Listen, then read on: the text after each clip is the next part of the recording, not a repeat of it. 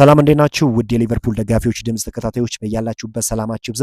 በርካታ ስፖርታዊ መረጃዎችን ነው ወደ እናንተ ይዘን የመጣ ነው። በዛሬው ዕለት የምንመለከታቸው ጉዳዮች እንግዲህ ሊቨርፑሎች ማርክ ጌሂን በፕሪሚየር ሊግ ተቀናቃኛቸው ማንቸስተር ሲቲ መነጠቃቸው ይታወቃል። ታዲያ አሁን ሚኬ ቫንደቤን እና እንዲሁም ደግሞ በርካታ የተከላካይ ስፍራ ተጫዋቾችን ለማስፈረም ሙከራ እንደሚያደርጉ ይጠበቃል። እኚህና ሌሎች ስፖርታዊ መረጃዎችን ወደ እናንተ ይዘን መጥተናል። እስከ ፕሮግራማችን መጠናቂያ ድረስ አብራችሁን ቆዩ።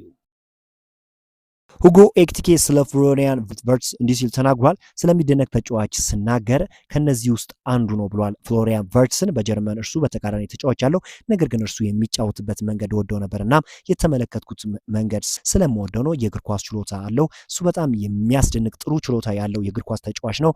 እኛ የእግር ኳስ ቋንቋ እንናገራለንና የምንጫወተው በዚህ መንገድ ነው። እርስ በራሳችን ለመጫወት ጊዜ ብቻ ያስፈልገን ነበር። የበለጠ ጠንካራ የሆኑ ጠንካራ አገናኞችና መናገር ተመሳሳይ ቋንቋ እንናገራለን። ከእንደዚህ አይነት ተጫዋች ጋር ሜዳውን መጋራት በጣም ጥሩ ነው ሲል ነው ኤኪቲኬ ፍሎሪያን ቨርትዝን ያደነቀው።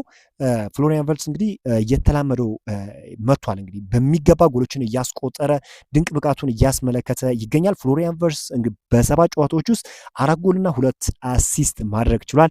ምን ያህል መሻሻልን እንዳሳየ ፍንትው አድርጎ የሚያሳይ ነው። ከጊዜ ጊዜ እንግዲህ ለቡድን አጋሮቹ ኳሱን አመቻችቶ ማቀበል የሚችል ተጫዋች እንደሆነ በሚገባ አሳይቶናል። ብዙ የዝውውር ሂሳብ የወጣበትም በምክንያት እንደሆነ አሳይቷል። ተጫዋቹ በጣም በጭንቅላቱ የሚጫወት ተጫዋች እንደሆነ ይታወቃል። ፕሪሚየር ሊጉን ሲላመደው ወደፊት እየበሰለ በሚሄድበት ጊዜ ከእድሜው አንጻር የተሻለ ነገርን ከዚህም በላይ ያስመለክተናል ተብሎ ይጠበቃል። በነገራችን ላይ ሊቨርፑል በቀጣይ የውድድር ዘመን ከዚህ የተሻለ ነገርን ያስመለክተናል ተብሎ ነው የሚጠበቀው።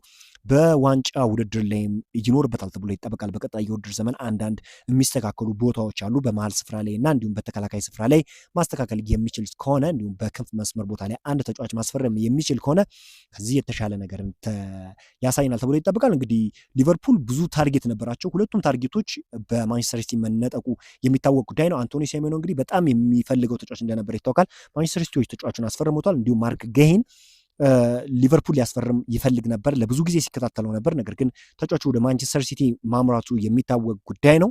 አሁን እንግዲህ ሊቨርፑል አንቶኒዮ ኑሳ ለማስፈረም ፍላጎት እንዳለውና ከአርቢ ሌዝቢች ፕሬዚዳንት ጋር እንደተነጋገረ የተገለጸ የሚገኘው የአርቢ ሌዝቢቹ አጥቂ በአሁኑ ጊዜ በአውሮፓ ውስጥ በጣም ከሚታወቁ ድንቅ ችሎታ ያላቸው ወጣት ተጫዋቾች ውስጥ አንዱ እንደሆነ ይታወቃልና ሊቨርፑሎች ተጫዋቹን ለማስፈረም ሙከራ እንደሚያደርጉ ነው እየተገለጸ የሚገኘው። በርካታ ተጫዋቾችን እያዩ ወይም እየተመለከቱ ይገኛሉ። ከዚህ አንጻር በዚህ በጥሩ የዝውውር መስኮት 1 ወይም 2 ተጫዋቾችን ለማስፈረም ሙከራ ያደርጋሉ ተብሎ ይጠበቃል። በተከላካይ ስፍራ ላይ ደግሞ ሊቨርፑል እንግዲህ ማርክ ጌሂን ካጣ በኋላ ኒኮ ሽሎተርቤክን ለማስፈረም ፍላጎት እንዳለው ነው እየተገለጸ የሚገኘው። ሽሎተርቤክ እንደሚታወቀው ከዚህ በፊትም በሊቨርፑል የዝውውር ራዳር ውስጥ የገባ ተጫዋች እንደሆነ ይታወቃልና ሊቨርፑሎች ተጫዋቹን ለማስፈረም ሙከራ ለማድረግ ከወዲሁ ዝግጁ እንደሆኑ ነው እየተገለጸ የሚገኘው።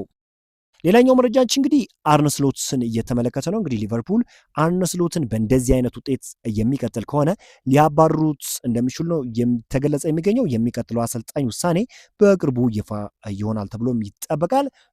እንደዚህ አይነት ውጤት ይገባዋል ተብሎ አይጠበቅም። እንግዲህ የሊቨርፑል ሌጀንድ የሆነው ስቴቨን ጀራርድ በአንፊልድ ከሊድስ እና ከበርንሌ ጋር ነጥብ መጣል በፍጹም ተቀባይነት የለውም ሲል ነው የተናገረውና አርነ ስሎት እንግዲህ በርካታ ተጫዋቾችን እንዲያስፈርሙ እድል ቀርቦላቸው ነበር። በርካታ ተጫዋቾች ወደ ሊቨርፑል መጥተዋል። የመጡት ተጫዋቾች በእርግጥ ግልጋሎት እየሰጡ ነው።